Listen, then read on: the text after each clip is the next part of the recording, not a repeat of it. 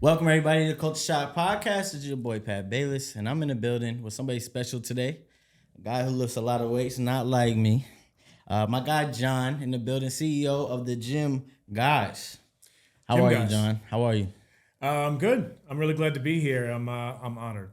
Now this is dope. What's funny is I've actually never had somebody who's had like this type of like job and career on my podcast. This is the first. So this is the first. So that's a lot I want to talk about, a lot I want to learn, especially me wanting to get into fitness and just starting to go to the gym and things of that nature. I'm sure you got a hell of a story on really how you started and everything. But before we get there, let's go back to early years. Where are you from? Just give kind of people that don't know you a little bit of background about you. Right. Okay. So I'm originally from Staten Island. They call it the Forgotten Island. I'm very proud to be from Staten Island. I loved living there. I came here for work in Long Island, and I've been here ever since. I've been into fitness since I was a young kid. That's dope. That's dope. So what was childhood? What was like childhood like? Was it two-parent household, one-parent household? How was Right. that? It was both my parents. They were together for years. They weren't married. It was a rough childhood. It was a really bad neighborhood, and the more removed I am from it, the more I see it was not a great neighborhood. There was a lot of crime, a lot of drugs. Got into a lot of fights as a kid.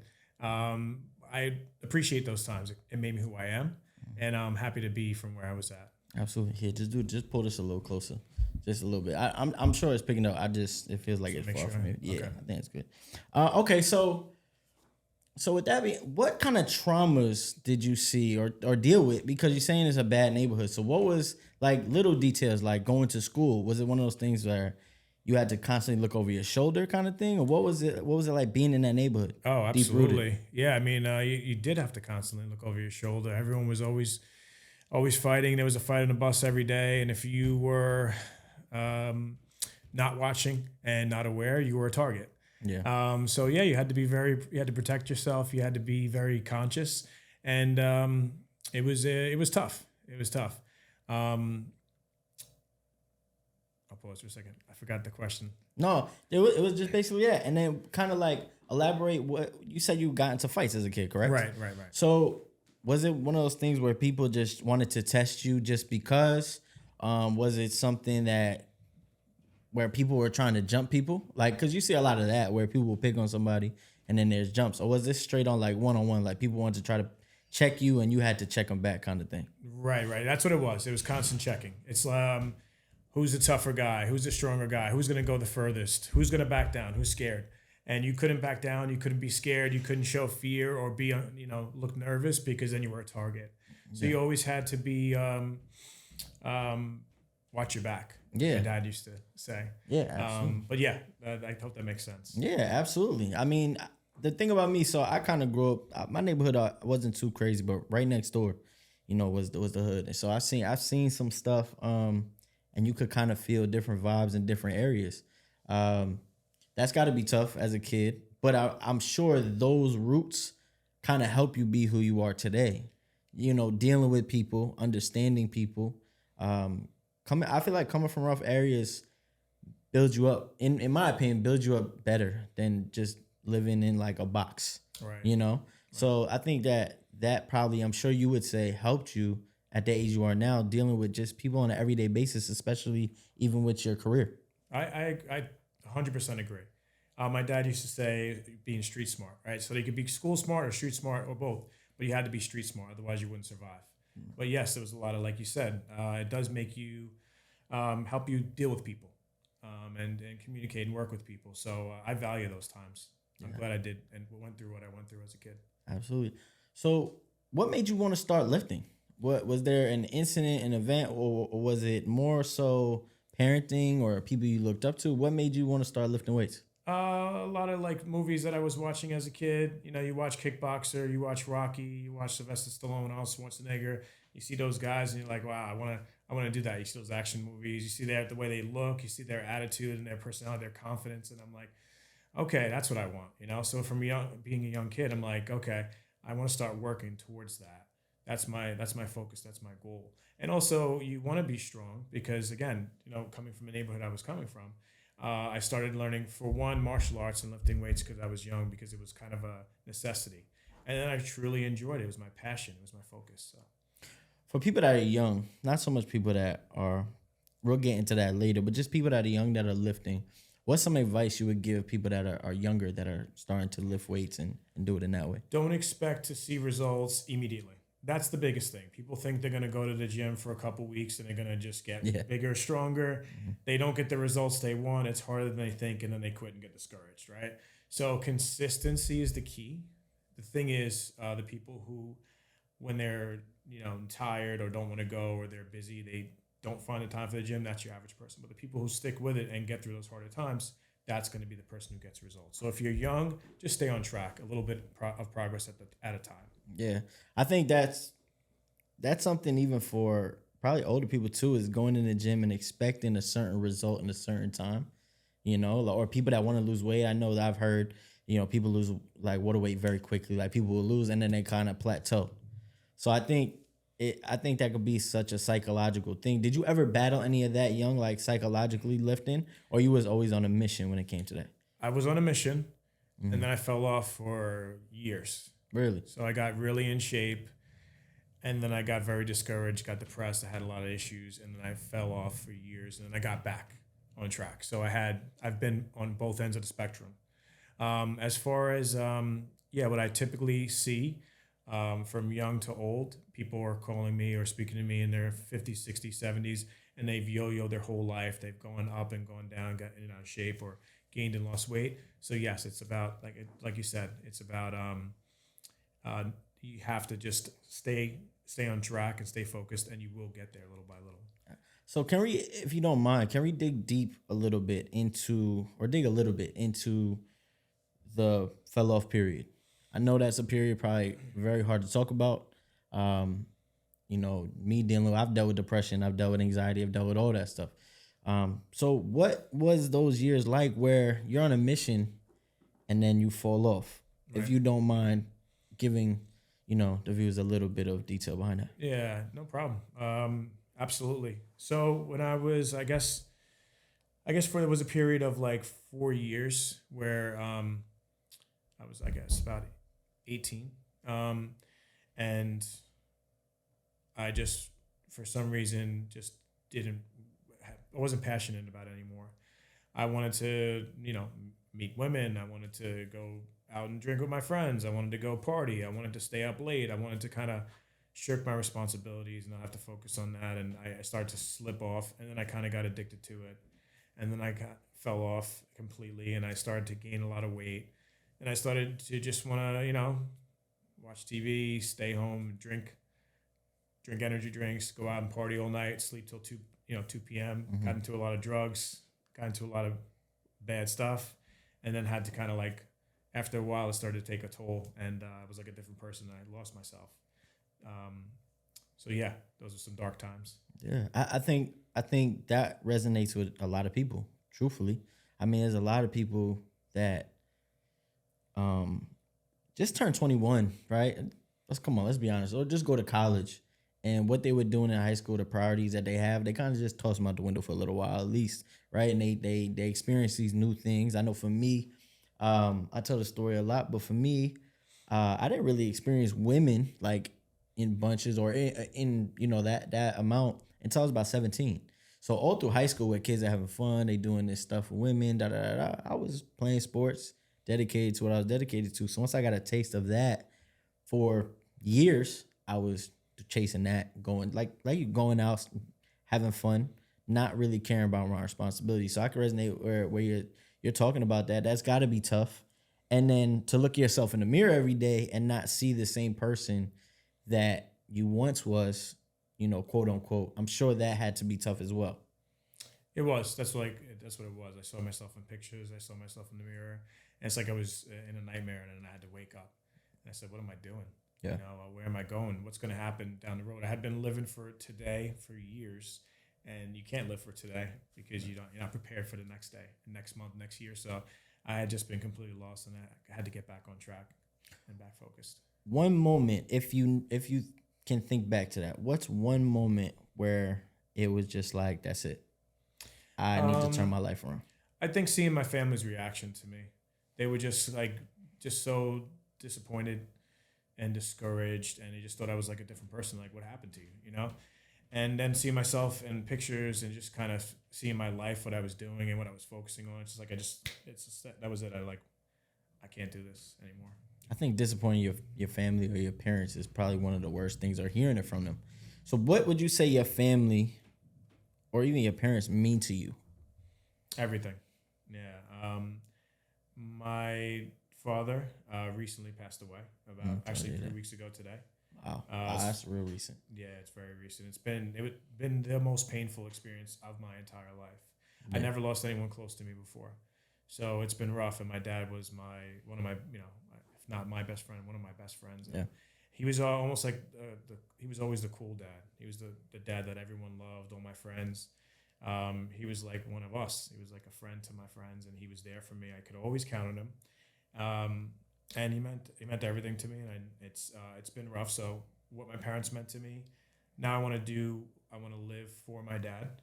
As far as my mom, now she doesn't have anyone to take care of her. She doesn't have a partner, so I feel like it's my responsibility to look out for her and make sure she's good, because it's been rough for her. But yeah, my parents are everything. Me and you share that similar experience. We both have I lost my father in 2020 to colon cancer. That was rough. I remember feeling lost. I remember feeling almost numb. Like, there was days where I'm like, I can't cry. Right. Then there was months that went past before I even had a dream about him. You know, right. That was extremely difficult. And like you said, your father is kind of like my father in that way of, he was everybody's friend. When my friends came over, it was like, oh, let's go talk to, past dad. Let's chop it up on him. Let's do this. Let's do that. And I think that's the hardest thing, is those little moments. And then for me, I have a 6-year-old son. So, he was about 2 or 3 at the time. And for me, that was the tough part too, because I'm like, he's not going to get to see him grow up. I was like, all right, I'm blessed. I got to have him for 28 years. It sucks, but I got to have him for 20 years.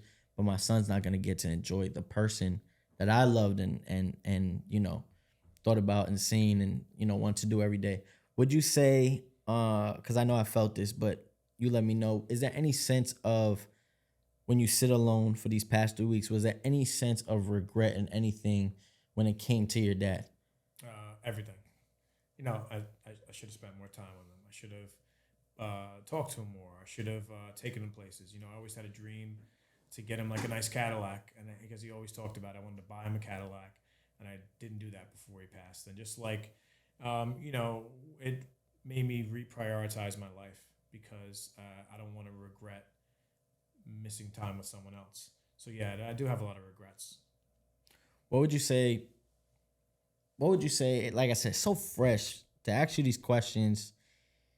It's got to be tough again to answer them, because time, it heals, but it doesn't. That wound never really goes away. From a person that has experienced it and telling you, it never truly goes away. It's about to be 5 years in August, so it never truly goes away. But what, you say you want to take care of your mom. It's making you get up every day. Does it make you stray away from, like, God in a sense? Do you believe in God first? Yes. 100%. Okay. So has this experience made you question God or stray away from God? Because for me, it actually brought me closer, which a lot of people are like, what? Like, why would, people usually like that pushes you away. Right. So for you, has it brought you closer, or has it kind of made you question, or not the word hate, but question God's why? I think that everyone has their own path and their own purpose. I think that everyone has their own relationship with God. And they're made a specific way. So no, it didn't make me less. It made me closer to God. It didn't make me go farther from God. So yes, I do believe in God, and I understand this was all for a reason. Everything happened the way it happened. That's a beautiful outlook on it. That's really a beautiful outlook on it. Let's take it to business sense, right? Where did Gym Guyz start from? Like, what was the thing that got it going? What was the moment or the idea that it is today? Right. So Gym Guyz was started 17 years ago. Oh wow. Yeah. The owner originally started in Nassau, and he did it himself, driving around, training several clients. And then after a while, he decided, I think that I want to grow this idea of going to someone's home and personal training them as opposed to going to the gym. He worked with other trainers and then made it a business. And then from there, it became a franchise. So it is an international franchise. And then it is separated into different regions, different territories. So I started about 2.5 years ago. My very good friend, he approached me. He said, "Hey, listen, I'm thinking about purchasing this company possibly. It's called Gym Guyz. I think you'd be perfect to run it. I know this is like your passion. I know you're really into fitness and health, and I think you'd be perfect for it." I was doing other jobs at the time, and I said, listen, I like to take risks. I think that's the way to get the biggest reward. So I said, I'm going to leave what I'm doing, and if you do decide to move forward with this, I'm going to jump on board 100%. I'll make it my sole focus, and we'll be successful, make it work. Wow, that's incredible. A lot of people, you know how hard that is for a lot of people to say that, like to really let go of what they got going on, whether it's big or small, and to jump right in. So when you jumped right in, what did you have to do right away? Like, what was your job and your duty right away, right off the rip? Build the company from scratch and start, first off, working with people who are inquiring to set up appointments, set up the training, and then train them and design programs and figure out how to get them to their goals. And then from there, figuring out advertising, marketing, scheduling. Then I also, I trained myself. It was just me until I built it up. And then I had too many clients to handle myself and had to hire trainers and then kind of go from there. Then we had a manager who didn't work out. We worked with another manager. And just continuing to build and build and build and build. And it's been very successful. It's on an upward trajectory, and things are looking great. With success, there's a lot of little details that people don't see. There's a lot of groundwork that people don't see. A lot of ups and downs, right? Because no franchise or anything is just straight up, right? Mm-hmm. So what are some things you see even still to today that are like hurdles sometimes within your own company? Getting the trainers to see the vision, getting the trainers to not be so limited, put themselves in a box. Mm-hmm. So I'm kind of like a go for it person. I believe things are possible that a lot of people aren't. And also I believe that most people are capable of more than they give themselves credit for. So I'm going in and meeting people and I'm pushing them past their limits. I'm letting them see that the person they could become. I'm building them up, and they're like, they can't believe how much they've changed or improved or grown. I need to give that same inspiration because I'm inspired myself, and I want to inspire them to be the best version of themselves. So I need my trainers to have the same mindset, the same attitude. I think that's the challenge, right? As far as other challenges, it's just a slow and steady build. Like you said, it's not a straight upward trajectory. It's kind of up and down, but overall trending up. So that's where we're at right now. So what does a daily, everyday look for you? Like, do you go to the gym every single day? Every day. I mean, obviously you're training people, but yeah. What does that everyday hustle look like for you from morning to night? I don't know if you saw that video, if you're really on social media like that, but if you saw the video of the dude that went viral. His whole morning routine. The morning routine. So what's your routine that goes throughout the day? It's not 4 a.m. It's not very early. However, I do have a routine, and I stick with, I do work out 6 days a week, every day. I'm sorry. I work out 6 days a week consistently. Mm-hmm. I take Sunday off. Besides that, yes, I work out generally in the morning. Sometimes it's afternoon. Some days it's the evening. So how does every day look? Every day is different. Mm-hmm. So it's adapting. Okay, we have to go visit these clients we haven't seen in a while. Let's check in on them. Let's meet with the trainers, and we have to have a discussion about whatever it is. We have a new assessment that we're going to go see. We're going to try to set up marketing with this business, a partnership, a podcast. It's always changing. So I have to be adaptable and flexible. I make sure to get my workout in, usually an hour and a half to 2.5 hours every day. I think that's really important to training. I think that if I'm not living it, if I'm not truly in it, if I'm not really pushing myself, I have no business to push other people. That's my credibility. I'm going to work really hard. I'm going to have intense workouts every day. I'm going to constantly be getting better. That's the only way I feel like I can get the best out of someone else if I'm demanding it of myself. Through this experience, have you ever experienced burnout? Like that burnout, tired, I don't feel like doing it. And if you do feel that, do you just say, you just can't. I gotta get up. You gotta just stay on. It doesn't matter. Yeah. Your feelings, if you want to, listen, you want to build a business, you want to build a body, you want to grow, your feelings, you have to put them aside. If it's going to hold you back, if you want to let yourself off the hook, if you want to be tired and late, you just don't have time for that. That's what separates people who are really successful from the average person. So my day of rest is Sunday. I recover on Sunday and I grind Monday through Saturday. That's beautiful. When did your day, you say your day is always different. So when does it really end? Like, is there a time that you feel like, do you give yourself a time during the week that it's like, all right, I'm done? Like, this is, like, I started at whatever time, but it's done at 9. Like, is there any of that? No, Never. no, there is no, I'm on all day, every day. Yeah. I spoke with one of my trainers yesterday 4 times, and it was about 2 hours of a conversation in the car. Speaking to clients, they're texting me 11 o'clock at night, 12 o'clock at night. Tomorrow I'm getting up at 5 in the morning. I'm starting my day early. So no, there's no on or off. Whatever is needed, that's what I do. And that's what's good. You're very personable to your clients, because, if I was somebody that was trying to work out and I needed somebody, and somebody like you would answer that late, I would give me comfort to even trust you even more than I already have. Thank you. Yeah. So that's very impressive and also very thoughtful, just from a personable level. When you like hire trainers, how do you go about that? Like, when hiring trainers, do you make them do certain things? Do you have to see them in the gym? Like, I don't understand it, so I would like to get a deeper, thought on That's that. a fair question. Makes sense.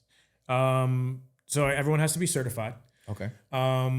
However, for me, what I look for in a trainer, I want to see what you do for your workouts. I want to see what you do for your nutrition. I want to see how you do your wellness. How seriously do you take this? If you're not passionate, if you're not focused, if you're not grinding in your workouts, if it's not something that you're really pushing yourself, then I don't want to work with you. Yeah. Why? Listen, if you're going to be a person who is supposed to be the pinnacle, the example of health and fitness, you have to be living it. Right. Can you give people that will watch this episode, will look at the Gym Guyz and really want to know more information, could you give them a sneak peek of kind of what it's like when you first start? Right. So when you first start, the first thing we do is assess you. Okay, so where is your current level? What do we have to work with? What are your goals? Are they realistic or not? What's a realistic time frame to really get there? How many days a week should we work out? Should we be training you? And or what are you going to be doing on your own? How much are you willing to sacrifice for this? And also, how much are you willing to adjust your diet, right? And I want to know as much as a person is willing to share with me, their sleep, right? Their sleep is important. Their routine, their lifestyle, their stress. I take a whole wellness approach to it. I take a scientific-based approach, and we look at everything. So I hope that makes sense. Absolutely. What do you go through when you have like a difficult client? Like, I'm trying to word this question correctly. I know there's got to be difficult clients, obviously, I'm sure.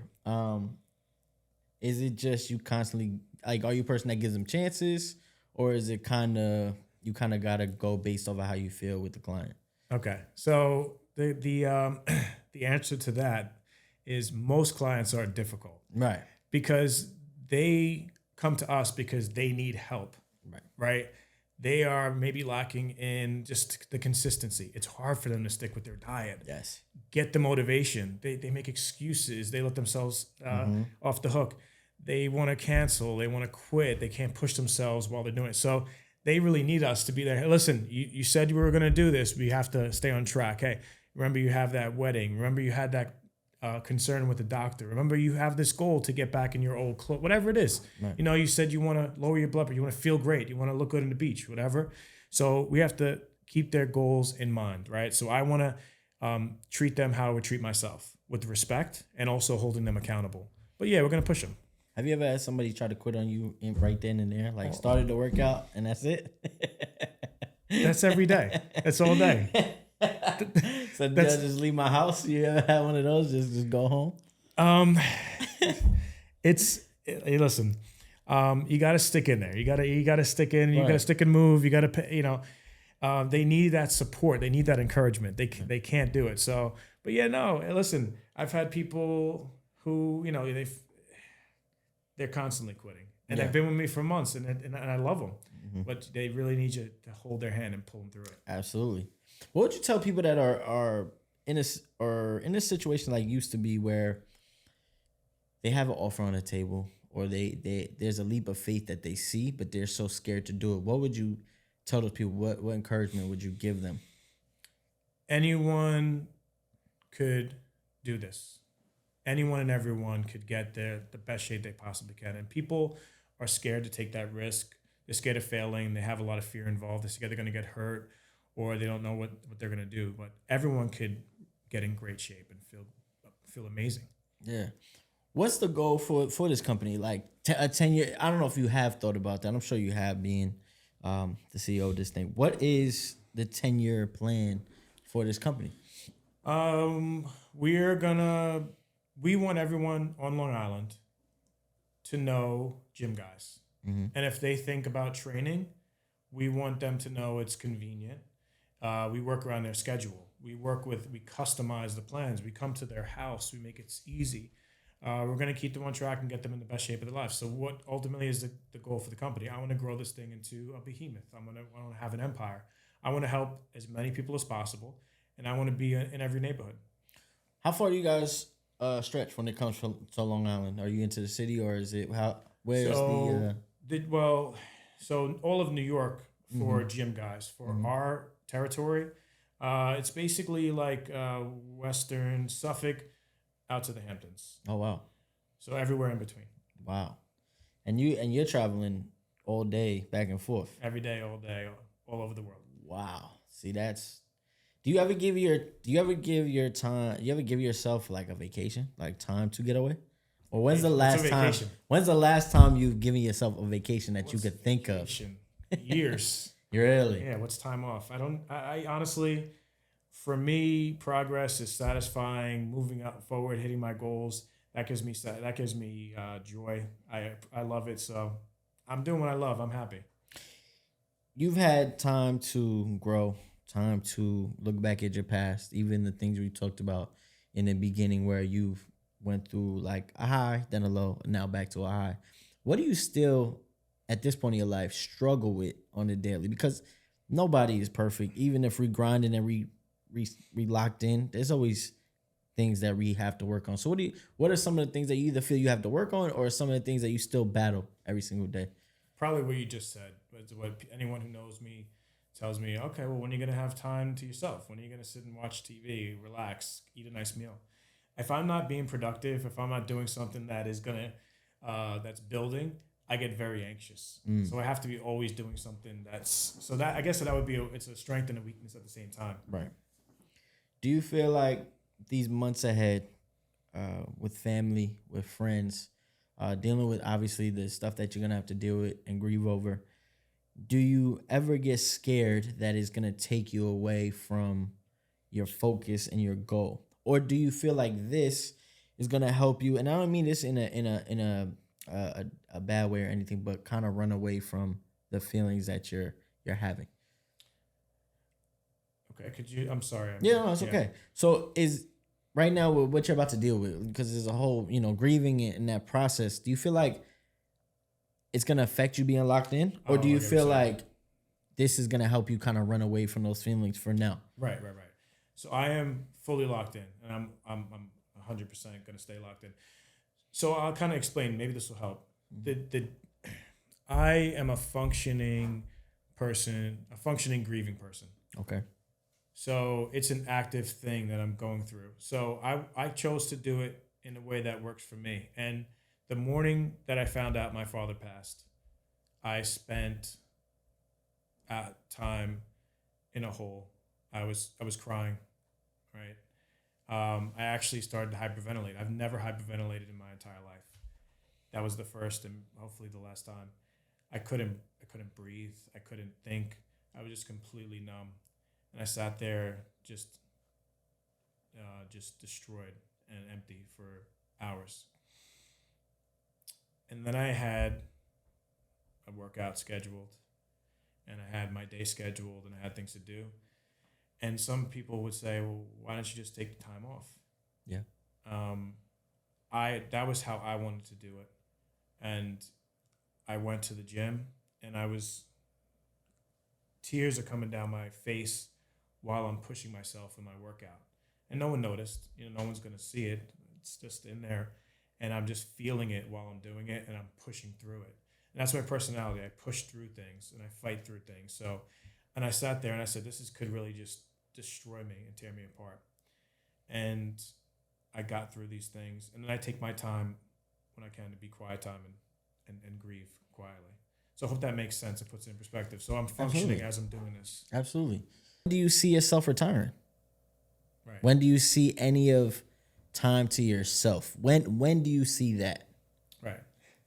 That's a good question. Yeah. So if I could retire, Mhm. if I was completely financially comfortable, I would still do this, not for the hours that I do it with. I would still do it part time. And I would still train people, and I'd still help people, and I'd still manage, and I'd still run the business because I truly enjoy it. So it is like a passion project for me. So even if I was retired, I would say I'd be semi-retired. How do people that really want to get into Gym Guys and really want to sign on and learn more about you, obviously past this pod, where do they go? Where do they sign up? Where do they get the information from? Is there social media, newspaper, Yeah. anything? I guess you should. I guess you'll post on my social Of media. course. And I'll give you the website. They could just inquire there, and we could set them up. I'd love to set you up with a free hour complimentary assessment just to kind of see where I could help you and see if it's a fit for you. So yeah, they can go online and we'll take care of it. I love that. I love that. One of the questions I always ask, the word culture, right? Culture, that word means so many things to different people. I've gotten every answer under the sun. You answer it however you want to answer it. But what does the word culture, when you think of it, what does that mean to you? What's the first thing that may pop in your head? As in the culture that we're living in, or culture? Whatever you feel that word culture, because I've gotten people that have told me, culture is close. I've gotten people to tell me the culture is diversity in this way or this and that. So just what you feel like when you think of the word culture. I think of the norms, the tradition, the status quo, the standard, which I'm none of, Right. and I don't agree with. And that's important. To be different and to think different is important because we live in a world where a lot of people are, thinking the same, right? Or want to have that negative approach and want to have, those different things. So it's good to see somebody that inspires and wants to continue to help people. First off, I appreciate you coming. I just want to give you your flowers from the standpoint of it takes a lot to do what you're doing on an everyday basis, going through what you're going through and persevering through it. A lot of people, 90% of people struggle with that. And like you said, you said it earlier, right? You said, sometimes I just got to tell people, come on, we got to keep going. And they've been doing it for 2 months. Like, it's hard to be consistent. The fact that you went from being consistent to going and enjoying that other aspect of life and coming back and still that, I hope I know you don't take time, but I hope you take a few minutes, whether it be in the shower or right before you fall asleep, to tell yourself like, wow, that's impressive. Because for me, on the outside, not knowing you too deeply, that's impressive, man. So I want to give you flowers in that regard, for real. Yeah, I appreciate it. And I think that also, to comment on the culture, is that the idea of the culture now is to put accountability and responsibility outside of yourself. Yes. Right. So it's like more and more victim mentality is being created. The problem with putting responsibility and accountability on all these other things and being a victim is that you're out of control. What people need to realize is that you are in control of how you perceive things or how you view things. You're responsible for your own framing, and you should take ultimate responsibility and accountability for everything you do as much as you can, because that gives you control. And when you have control, you could affect it and you could do things and accomplish things. So that's one thing about the culture that I think I disagree with. Absolutely. It's everyone else's fault. Yeah. Well, that's what I mean. People want to look to somebody to blame, right? They want to look for easy. That. Yeah, exactly.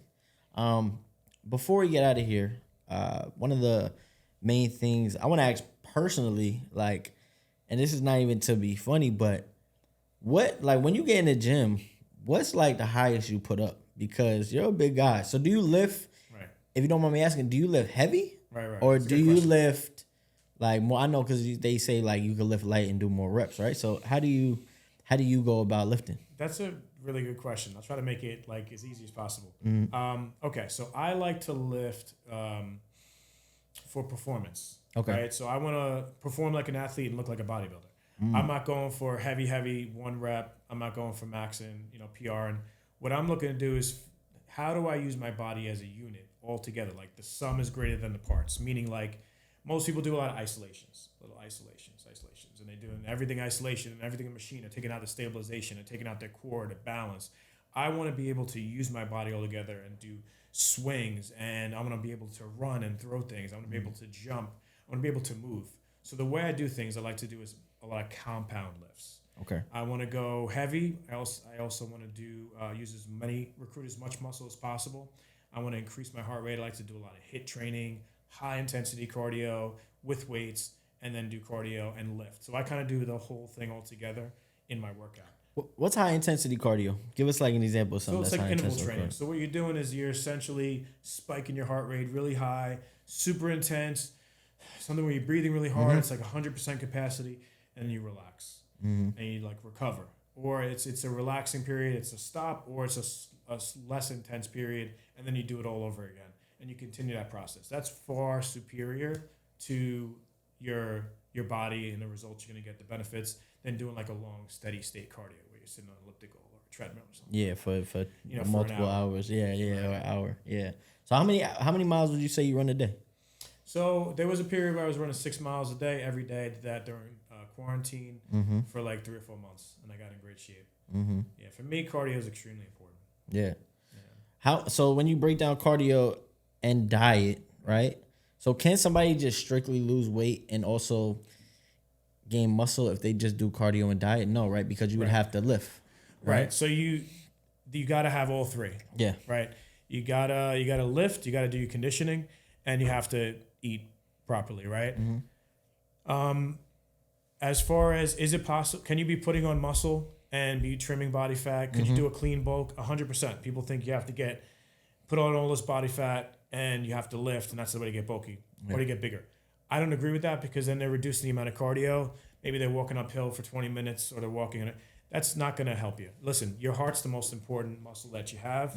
Work out your heart and work out your muscles. Do it at the same time. Bulk clean and build the muscle and lose the body fat. So how you do that?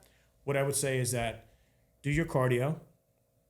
Push your high intensity cardio, 30 to 60 minutes, as intense as you can go. Get your heart rate up there in a comfortable, safe zone. And then afterwards, do your lifting. I don't do, me personally, it's not necessarily how I train my clients. Yeah. It may be different for each person. Me personally, I don't do arms myself. I don't do calves. I don't do shoulders. I do push-pull legs, push-pull and lower body. And I generally will do them, I'll hit everything in a day. So I'm hitting all those body parts. To me, I think that's the way to get bigger, stronger, faster. If I want to bulk up, what I would say is that I would kind of taper down the car. If I wanted to add more weight, that's not my goal right now for me personally. Anyone who wants to add a lot of weight, maybe taper down the cardio a little bit. Maybe just do 20 minutes of intense cardio and lift as heavy with the most compound movements as often as possible. For people that don't like doing legs, and I'm sure you see that a lot 90% in the gym. I was gonna say in the gym, maybe 95. Yeah. How important are your legs to the rest of your body? Extremely important. First of all, it just looks bad when you have skinny legs and your brolic big up upper top. body, right? Yeah. It just looks crazy. Anyway, it's half your body. It always blows my mind when people are saying, all right, I'm going to do a day for shoulders, I'm going to do a day for back, I'm going to do a day for arms, I'm going to do a day for chest, and I'm going to do 1 day for legs. How does that make any sense? You got half your body is your lower body, half your body is your upper body. And you're doing 4 at the top, 4 1 on the bottom. top, and then what about the bottom? So do do upper and lower. Hit your legs 2-3 times a week if you're having like a split like that. Right. But yeah, legs is tough. And yeah. Especially in the beginning. I know, forget about it. But yeah, legs, people hate legs. I mean, let's just be honest. It's painful. People, It's not, you go and do an upper body lift. It's not, you don't even have to break a sweat. It's easy compared to legs. It's true. No, it's so true. And honestly, a lot of my women are a lot tougher and stronger. I was and gonna mentally say, more durable than the guys when it comes to legs. They get through it and they make the guys look soft. Yeah, I mean, sometimes you even seen in the gym, women will just strictly be on that. Like they'll strictly be on legs and push. Yeah. And I think some guys don't care about having, you know what I'm saying, no legs and just being. I've seen that. I mean, we've seen that a lot. You know, like the girls care. Yeah, more. The girls care about a guy if he has a nice upper body and no legs. Of course. Know that ladies do care about your lower body too. It's not just your upper body, guys, okay? Absolutely. So, bro, I just want to say thank you for being here. This was a great lesson for a lot of people. To see you behind the Gym Guyz, just to see the person that you are, very inspiring. I know it's going to inspire a lot of people. I know people have gone through loss. People have going through, ups and downs. So that will really resonate as well. And just the fact that you're inspiring people every single day. Just keep doing what you're doing, man. It's a blessing to have people like you on the podcast. And I just want to say thank you for coming out, man. Thank you. I want to thank you much. for being here. It's a blessing to me to be here. Absolutely. And it's been great. Absolutely. Yeah. So with that being said, that's another episode of Culture Shock Podcast. We out of here.